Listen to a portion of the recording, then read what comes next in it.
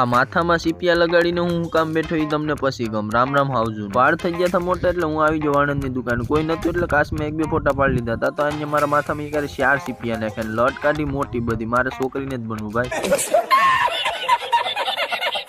માથામાં સીપિયા નાખીને કામકાજ કરી દીધું સાલું. તો મેં એને કીધું ગામમાં કોઈને ન હોય ને એવી હેરસ્ટાઈલ કરી દીધું. અહીંયા મને આ લુક હે.